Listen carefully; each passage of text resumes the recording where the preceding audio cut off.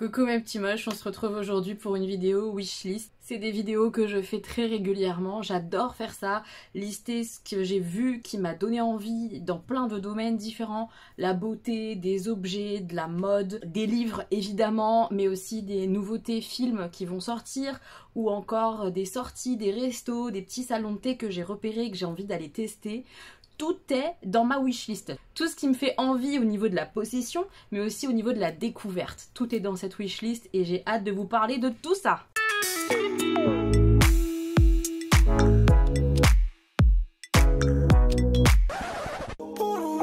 Évidemment, c'est une wishlist. Je ne vais pas tout acheter, je ne vais pas pouvoir tout voir et tout découvrir, mais tout ce que je vous présente là m'a donné envie pour certaines raisons et on va en discuter un petit peu. Vous savez maintenant qu'il y a de moins en moins d'articles de beauté qui me tentent parce que j'en achète beaucoup moins qu'avant et que j'ai fait beaucoup de tri. Mais quand même, il y a des petites choses que j'ai repérées cette fois-ci et je vais vous en parler. Notamment une palette à venir de la marque Anastasia Beverly Hills. C'est une des rares marques où j'ai quasiment... Je crois que j'ai même tout gardé ce que j'avais acheté. J'adore les fards Anastasia Beverly Hills. Ils sont très pigmentés, très beaux.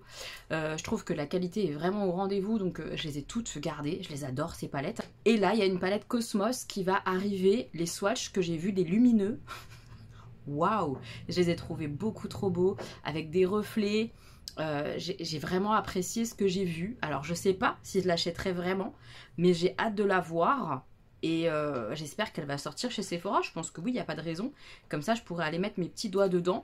Mais franchement, très jolie palette. J'ai été vraiment surprise des lumineux. J'ai hâte de la voir, franchement. Une autre palette que j'ai repérée, c'est de la marque Pat McGrath. J'ai quelques palettes de cette marque qui sont incroyablement chères, mais que j'adore. Donc j'avoue que les sorties Pat McGrath, je les regarde avec envie très souvent. Parce que là encore, j'adore la qualité des fards. Ça vaut pas le prix, hein. Je trouve ça beaucoup trop cher. Mais il n'empêche que c'est du maquillage que je prends plaisir à sortir et que j'utilise assez souvent. Quand je me maquille les yeux, bien souvent... je sors ces palettes là, je les aime beaucoup. Et j'ai repéré une Mothership, alors c'est la Moonlit Séduction, je crois que c'est ça le nom. Je l'ai trouvée très jolie pour du quotidien justement. Tu te maquilles pour aller bosser avec ça, c'est hyper lumineux, hyper joli, mais ça reste bien soft et tout. Enfin je l'ai trouvée trop belle, les couleurs sont assez incroyables, ça donne envie, voilà. Donc je sais pas si je craquerai pour l'une ou l'autre des palettes, mais ces deux palettes là, je les ai repérées quand même. J'ai repéré depuis quelques temps un mascara. Alors je vais pas acheter un mascara tout de suite, mais je me le suis noté pour le tester un de ces quatre. Le mascara Maybelline Falsies Surreal de Maybelline. Déjà le packaging je le trouve plutôt joli. Et c'est surtout le rendu évidemment que j'ai repéré. Un rendu assez long, assez fourni. M'a donné envie de tester, voir ce que ça pourrait donner sur mes cils, voir s'ils transfèrent sur la paupière ou non, parce que j'ai des longs cils, donc moi mon problème c'est que après une fois qu'ils sont beaux, bah ils tapent en haut et ça fait un dépôt noir tout dégoûtant. Donc voilà, j'avais envie de tester ce petit mascara, il est pas très cher. Je me suis dit pourquoi pas. Et là on retourne dans du cher. J'ai repéré un rouge à lèvres Dior Addict. Le numéro 8, je crois que c'est ça la couleur que j'ai repérée. Je trouve que ça a fait une bouche incroyable. C'est un rouge à lèvres lumineux. J'aime bien ce genre de rendu là, lumineux et tout. Je sais pas s'il tient correctement ou pas sur la bouche et tout, mais trop beau ce rouge à lèvres. Franchement, je crois que la publicité, comment elle est présentée, etc., ça m'a trop donné envie. Il est trop joli ce rouge à lèvres. Tu mets juste du mascara et ce rouge à lèvres là et c'est waouh. Tu dis waouh, c'est trop beau. Et me donne envie. Donc peut-être que je vais craquer sur un très beau rouge à lèvres comme ça. On verra. Et puis pour finir en termes un peu de beauté, je vous en ai déjà parlé, forcément le parfum Fame de Paco Rabanne me donne très envie. J'ai la version pour homme que moi je porte, que j'adore, et j'ai senti la version femme, le petit robot féminin. Ça sent hyper bon. Ça sent hyper bon, donc j'ai très envie, j'avoue, de me l'acheter. Donc niveau parfum, il y a grande chance que le prochain achat, ça soit celui-là. Il me donne trop envie. On passe à tout ce qui est bouquins. Alors il y en a beaucoup, je vais essayer d'aller à l'essentiel, je vais pas forcément donner le résumé de chaque livre, etc. C'est pas l'objectif, c'est juste vous montrer ce qui m'a fait de l'œil. Évidemment, je vais pas tout lire, pas tout acheter, parce que j'ai qu'une vie et que je peux pas en une vie lire tout ça. C'est impossible. J'ai repéré le livre Matria sur le compte de la librairie Florali. J'ai trouvé ça hyper intéressant, c'est dans une société matriarcale, sur une île, il va se passer des tas de choses, et a priori la manière dont c'est traité, ça peut me plaire parce qu'on parle de réconciliation entre les genres, etc. Donc voilà, j'en sais pas beaucoup plus, mais je fais confiance à cette librairie, et le titre m'a donné vraiment envie de le lire. Les Extraordinaires de Julien Sandrel. Ça, c'est en regardant Laura's Reading que j'ai eu envie de l'ajouter à ma liste. J'ai jamais lu cet auteur-là. A priori, il est vraiment sympa à lire. Et le thème, je l'ai trouvé intéressant. C'est une femme qui, pour faire plaisir à ses proches, va reprendre un de ses rêves. Elle rêvait d'être astronaute et elle va reprendre ce rêve-là. Alors, qu'est-ce qui va en découler, comment, pourquoi? A priori, c'est assez touchant. J'en sais pas beaucoup plus, mais ce que j'en ai entendu, ça m'a donné envie. La République du Bonheur est dans ma wishlist parce que c'est la suite de la papeterie Tsubaki que j'avais beaucoup aimé, alors que tout ce qui est littérature asiate, à chaque fois que j'ai tenté, ça l'a pas fait du tout, je suis restée très hermétique. La librairie Tsubaki, j'ai adoré. J'ai adoré ces partages, ces bribes de vie, l'histoire de cette femme, et là on est dans la suite. On est vraiment dans la suite de l'histoire. J'ai trop envie de le lire. Je vais le lire, hein, je pense, celui-là vraiment. En plus, ça me permettra de clôturer comme ça une duologie. Et ça me ferait très plaisir de retrouver l'univers très particulier de cette librairie. Et de retrouver aussi les personnages qui m'avaient touchée. Très envie. J'ai repéré le livre 5 petits indiens. On est dans un Canada fin des années 60. C'est un roman choral. On va suivre 5 jeunes indiens qui sortent a priori de pensionnat. Il y a une sombre histoire au niveau des Indiens, du Canada, etc. Et j'ai envie de découvrir que je connais absolument pas. Je pense que c'est assez touchant, assez dur, parce que on les voit, ces 5 jeunes gens survivre. Parce que c'était pas très très glorieux l'après-pensionnat, etc. Donc ça m'a donné vraiment envie de découvrir cet univers-là, de voir ce livre passer. Une BD conseillée par une abonnée, Le Plongeon, qui parle de la vieillesse, a priori. Alors je sais pas si c'est un thème juste de la vieillesse, ou s'il y a le côté maison de retraite, etc. Je ne sais plus.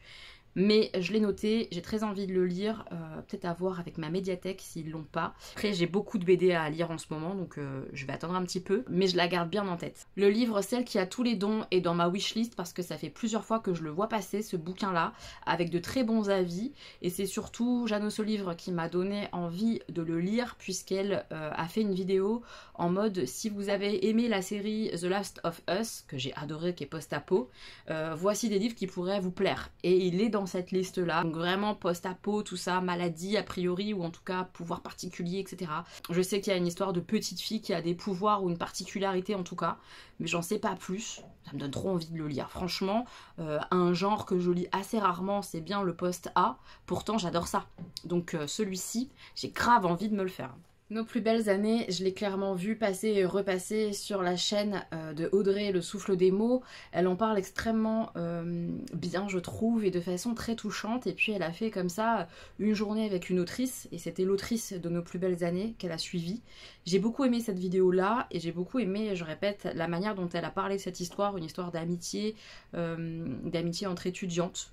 A priori des choses très dures à lire, et c'est pas évident, mais ça m'a grave donné envie de découvrir cette autrice et ce livre, vraiment. Évidemment, j'ai noté Le Tombeau des Immortels de Victor Dixon. C'est le premier tome d'une nouvelle trilogie autour de Vampiraya. Là, on part aux États-Unis. Le premier cycle, les 3 premiers tomes étaient vraiment centrés sur la France. Et là, on part aux États-Unis avec d'autres personnages, un autre univers malgré tout, même si c'est le même avec des vampires au pouvoir, tout ça, tout ça. On va être quand même sur un autre pays, donc d'autres mœurs, d'autres traditions, j'imagine.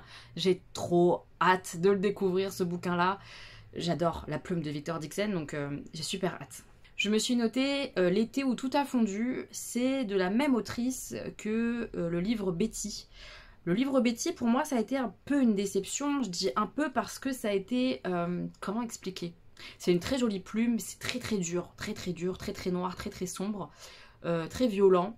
Et j'ai pas été autant touchée peut-être que j'aurais dû l'être, enfin je sais pas. C'était un livre où j'avais aimé, mais comme on avait entendu énormément de bien, peut-être que je m'attendais à encore plus aimer. Tout ça pour dire que je reconnais le talent de l'autrice de Betty, et que j'ai du coup envie de découvrir ce nouveau livre-là, qui fait déjà beaucoup parler de lui de façon très positive, en disant que c'est incroyable, que c'est merveilleux, que c'est très beau, etc.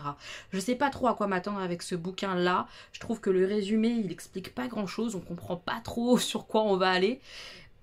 ça m'intrigue. Donc peut-être que je vais tenter de le lire. Un bouquin que j'ai noté en regardant l'émission fait par Gérard Collard notamment, c'est Son odeur après la pluie. Ça parle en fait de l'amour qu'on peut porter à un animal, à un chien. Je crois qu'il y a une affaire de deuil de chien. Ça avait l'air hyper touchant, hyper beau de la description qui a eu lieu sur cette émission. C'est pour ça que je me le suis noté. Je suis très intriguée. Je pense pas que ce soit un livre très long.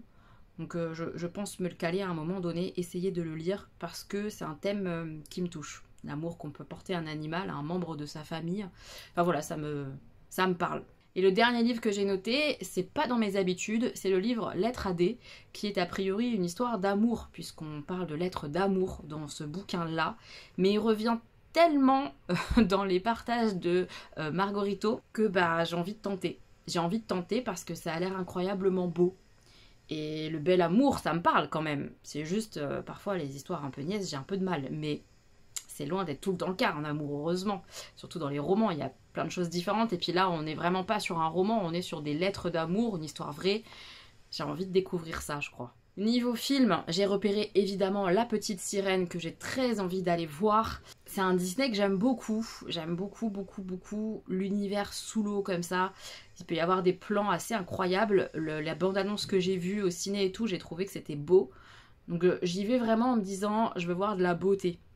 On verra si je suis embarquée, on verra si je retrouve le dessin animé avec des trucs un petit peu différents et que ça va me plaire. Je sais pas trop à quoi m'attendre, mis à part du beau. Donc j'espère trouver le beau. On verra bien, mais j'ai hâte de le voir. J'ai évidemment vu la sortie des Chevaliers du Zodiaque, j'irai le voir, mais alors pour le coup, j'ai très peur de pas aimer. C'est vraiment pour moi un dessin animé de mon enfance que je chéris à fond. Parce qu'il y avait vraiment des choses chouettes dans ce manga, dans ce dessin animé à l'époque. J'ai un souvenir tout particulier. Ouais, donc j'ai peur de pas aimer au ciné ce qu'ils en ont fait, ce qu'ils ont voulu faire, je sais pas trop sur quoi ils se sont un peu embarqués. Mais par amour de mon souvenir, j'ai trop envie de voir les Chevaliers du Zodiaque, le dessin animé élémentaire. J'ai trop envie d'aller le voir. Je pense que je vais y aller avec les garçons. Il y a des grandes chances s'ils ont envie. Je pense qu'ils auront envie. Le thème me plaît à fond. Le fait de devenir amis ou amoureux, d'ailleurs, on sait pas trop dans la bande-annonce, mais le fait de côtoyer quelqu'un qui est complètement différent de toi, qui s'en est presque dangereux pour toi, mais que tu as envie quand même de le côtoyer. Le feu, l'eau qui se côtoient.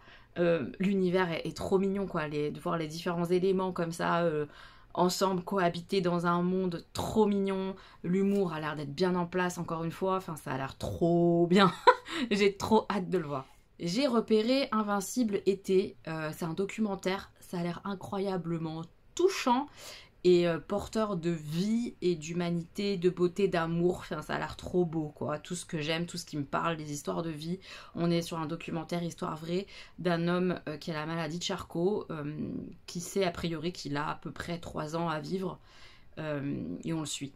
Voilà, bon, bref, j'ai trop envie parce qu'il a l'air d'être hyper solaire, cet homme, et d'avoir 4 vies dans sa vie. Donc il m'inspire grave, il me donne trop envie de le voir, de le découvrir. Et le dernier film que j'ai repéré en regardant les bandes annonces quand j'étais au ciné, c'est Marinette. C'est une histoire vraie où on suit Marinette, une jeune fille qui devient footballeuse et qui a pour rêve, je crois, de devenir genre la plus grande footballeuse au monde, quoi. Et c'est une histoire vraie. Et je ne connais absolument pas son histoire, ni cette femme, mais j'ai hâte de découvrir son histoire. Clairement, ça a l'air hyper puissant. Voilà, donc j'ai hâte. Niveau objet, j'ai très envie de m'offrir le jeu Next Station London. C'est un petit jeu avec des feutres où on dessine ces petites lignes de métro londoniens. Déjà le fait que ce soit le thème Londres, ça me fait plaisir, j'avoue, mais c'est surtout que le jeu est bien foutu dans son style. J'aime bien les jeux où on griffonne, on fait comme ça son jeu au fur et à mesure avec un crayon sur une feuille. J'aime bien. J'ai testé, j'ai beaucoup aimé, donc j'ai bien envie d'y rejouer et de l'avoir dans ma ludo. Ouais, je pense que ça serait sympathique sur le moyen long terme de l'avoir pour le proposer à des amis. Ouais, carrément. Je l'aime beaucoup ce jeu. J'ai vu des montres magnifiques de la marque Swatch, c'est une marque que j'adore, des montres transparentes. Je les trouve absolument trop belles, de voir un peu comme ça le mécanisme, le côté tout transparent du bracelet, de la montre et tout, enfin j'aime trop, voilà, je le trouve hyper joli ces montres-là, même si j'avoue, j'adore avoir le côté montre connectée, donc je ne sais pas si je craquerais pour une montre transparente, mais elle est trop belle, j'adore. À cause de ma collègue Vanessa, je crève d'envie d'avoir, comme quand j'étais jeune, un Bombers Scott. Elle a un Bombers Scott, en plus c'est exactement celui que j'avais quand j'étais jeune, dans les tons un peu vert kaki là. Trop beau. Je rêve d'avoir un Bombers Scott. J'ai juste peur au niveau de mes bras, au niveau de la taille, je sais pas trop quoi choisir. Je sais pas où non plus le trouver, qui soit pas à 400 balles. Donc voilà, pour l'instant ça reste un rêve, mais... c'est bien ancré dans ma petite tête, je veux un Bombers Scott. Vous l'avez vu, dans un petit magasin de jouets, j'ai repéré une peluche qui n'est plus disponible a priori parce qu'elle n'est plus en vitrine. La peluche mammouth. Je crève d'envie d'avoir une peluche mammouth du coup parce que je l'ai vue et que une fois que je vois quelque chose, ça reste bien dans ma petite tête. Donc il y a des possibilités que je craque un jour sur une peluche mammouth à condition qu'il y ait le petit poil hirsute sur la tête. Trop mignon quoi, trop mignon le petit mammouth. Niveau basket, vous savez que je suis assez fan des Jordan, je les trouve vraiment hyper confortables, hyper belles. Et là j'ai repéré des Jordan basses, couleur sunset, coucher de soleil. Je me dis que pour l'été là ça serait incroyable d'avoir ça. Elles sont magnifiques mais même d'occasion sur Vinted, elles sont encore hyper chères, autour de 150 €. 100 € quoi, ça serait bien. Au-dessus ça me... c'est dur quoi, ça fait beaucoup je trouve. Maintenant elles sont vraiment trop jolie, j'adore la teinte orangée comme ça, c'est trop beau, je les trouve trop belle. J'ai repéré encore des mugs, j'exagère trop, oui, un mug dragon. Non mais vraiment on a l'impression que c'est des écailles de dragon sur le mug, ils sont magnifiques ces mugs là, ils sont hors de prix, je crois que c'est entre 40 et 50 € le mug, mais je pense qu'un jour je craquerai parce que je le trouve, mais sublime en fait, ce mug dragon, il me parle trop, moi qui adore la fantaisie, qui adore les dragons. Je les trouve superbes, il y en a plein, différentes teintes, un peu bleu, vert, un peu rosé, bleu, enfin ils sont trop beaux. On a l'impression d'avoir de la peau de dragon en guise de tasse quoi, j'adore. Dans un style totalement différent, ces mugs en grès comme ça, je les trouve trop beaux. Il y en a avec des fleurs, des imprimés très serrés avec des motifs très proches les uns des autres et puis des choses plus aériennes.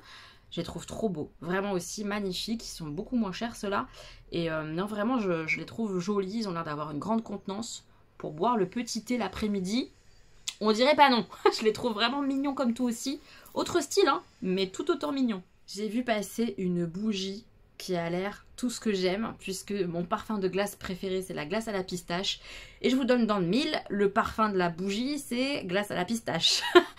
C'est chez Party Light, donc voilà, j'attends une promo parce que c'est autour de 40 € la bougie. Je trouve ça un peu cher, mais j'ai trop envie de la sentir. Je suis sûre que je vais adorer, il y a des grandes chances en tout cas, vraiment. Le goût pistache en glace, c'est incroyable pour moi, faut le savoir. Donc en bougie, je pense que je vais aimer. Et enfin, j'ai repéré, grâce à une personne d'ailleurs que j'ai rencontrée lors de la soirée des voleurs de fumée, elle a partagé un compte de pins. Je suis foutue. Il me donne trop envie ces pins. C'est des pins de l'atelier de la reine.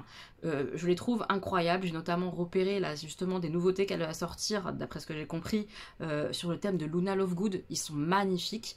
Et puis aussi sur Hagrid.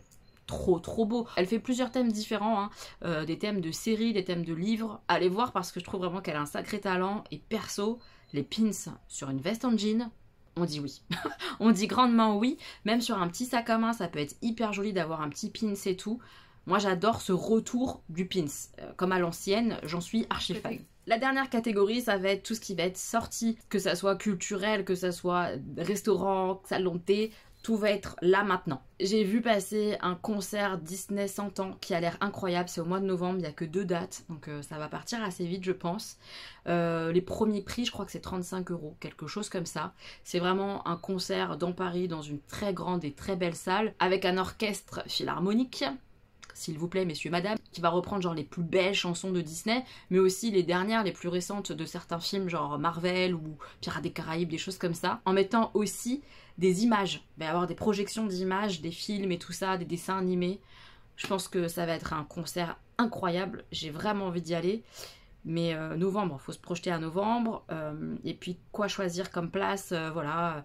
Toute seule, pas toute seule, je sais pas encore, j'ai pas fait mon choix, mais j'avoue que ça me fait grave de l'œil, ce concert, il a l'air dingue. Niveau visite, ça fait un moment que j'ai repéré la visite de la fondation Cherki. C'est, vous savez, les œuvres un peu spéciales. J'avais fait une expo cinétique, je crois que ça s'appelle comme ça, à chaque fois j'ai un doute sur le mot, si jamais c'est pas ça, vous me corrigerez. On sait qu'on arrive facilement à me corriger sur cette chaîne, j'ai pas d'inquiétude. Donc c'est vraiment des expos particulières. Je sais pas si j'aime ou si j'aime pas, mais à chaque fois j'ai la curiosité. Ça peut être très lumineux, c'est des expos qui sont très particulières, avec du mouvement souvent. Et cette fondation Cherki comme ça à Paris est très réputée pour cette expo justement cinétique importante. Donc je me dis que je vais aller la faire à un moment donné parce que c'est trop réputé pour que j'y aille pas, tout simplement, et ça attire vraiment ma curiosité. Après, c'est sur rendez-vous particulier, c'est des plages précises, tu peux pas y aller quand tu veux, etc. Faut vraiment prendre rendez-vous. Donc à voir quand, mais j'ai très envie de découvrir cet endroit-là. Depuis que j'ai vu le film Jeanne du Berry, j'avoue que j'ai très envie, encore plus qu'avant, mais j'avais déjà envie d'aller au château de Versailles tout simplement, avec des visites guidées où on m'explique des choses, où je vais apprendre des choses supplémentaires sur Versailles, sur les rois, sur les reines, les courtisanes, enfin un peu sur tout. J'ai envie de retourner dans les jardins du château de Versailles parce que j'ai un très beau souvenir quand j'étais ado d'y avoir été, d'avoir passé un super moment. Voilà, j'ai trop envie de retourner à Versailles. RERC, c'est direct, choisis Versailles, c'est faisable. Je pense que je vais y aller cet été, j'ai bien envie. Si vous avez des suggestions de visites à me faire, n'hésitez pas à me donner ça en barre d'infos. J'ai une petite image, Stéphanie, si tu passes par là, je te fais un bisou, qui m'a déjà conseillé des visites, certes un peu plus chères que le ticket de base, mais qui sont plus intéressantes a priori. Donc voilà, je me renseigne et je vais m'organiser une sortie Versailles, c'est sûr. Une petite balade, mais en fait plutôt grande balade que j'ai envie de faire, c'est la coulée verte. Je crois bien que je ne l'ai jamais faite de ma vie. C'est une balade qui est pourtant très connue dans Paris, qui traverse un bon bout de Paris et tout, et je connais pas. Donc j'ai envie de prendre ce temps-là, à un moment donné, là quand il va faire beau, de me balader à la coulée verte. Il y a du street art a priori, mais pas que, ça a l'air très beau en fait, tout simplement, et j'ai envie de la faire. Donc je vais me prévoir à un moment donné cette petite balade quand il va faire très chaud par exemple, ça peut être sympa. Un lieu qu'on a envie de découvrir, notamment avec les filles Joël et Marie, c'est la Halle Saint-Pierre. C'est un lieu où il y a une très très grande librairie, ça a l'air magnifique, dans un espèce d'ancien garage, quelque chose comme ça. Il y a un côté un peu librairie, il y a un côté salon de thé. J'ai vu qu'il y avait aussi des expos. Je connais pas cet endroit, mais il m'a grave donné envie. Si vous connaissez, n'hésitez pas à me le dire, ce que vous en pensez, ce que vous me conseillez, etc. dans cette Halle Saint-Pierre, que je ne connais pas. C'est vers Montmartre, a priori, donc ça a l'air plutôt sympathique à découvrir. Un salon de thé spécial que je vais faire forcément avec Joël, parce qu'elle est fan de mangue. C'est un salon de thé vraiment thème mangue. Alors le nom, je l'ai noté parce que impossible à retenir. C'est le salon de thé Huilochan, qui est vraiment genre spécialisé dans la mangue. Jus de mangue, thé à la mangue, gourmandise à la mangue, gâteau, tout ça, tout à la mangue. Et comme Joël adore ça, ça nous a fait sourire et on a très envie de le faire avec Joël, évidemment. Un salon de thé qui est absolument trop cute, tout rose, etc., que j'ai très envie de faire depuis un petit moment aussi, c'est le salon de thé. Et là j'écris comme un cochon, donc pour me relire c'est difficile. Matcha Oshaya, je crois que c'est ça le nom. Il est trop beau, tout est un peu rosé, même les boissons, les pâtisseries sont dans un ton un peu rosé, il y a une petite balançoire à l'intérieur de ce salon de thé restaurant, ça a l'air trop mignon. J'ai envie de le découvrir et de voir si en plus d'être mignon, est-ce que c'est bon. On a envie de savoir. Un lieu que j'ai pas mal vu partager justement par des influenceurs ou des créateurs de contenu, c'est le bar de l'hôtel Hoxton à Paris. Je dis le bar parce que c'est vraiment la salle qui est en bas de l'hôtel où ces influenceurs, ces créateurs se posent pour bosser en fait. Ils vont là-bas pour bosser, ils s'installent avec une boisson et tout, et puis ils sont là avec leur ordi en train de travailler. Ça a l'air vraiment beau, un côté un peu chic, cosy. J'ai bien envie d'aller prendre un verre, voir ce que ça donne, pourquoi pas lire là-bas. Je me dis que ça peut être un chouette lieu de lecture par exemple, ou d'instant où tu prends le temps que pour toi. Ça m'a donné envie de découvrir ce bar.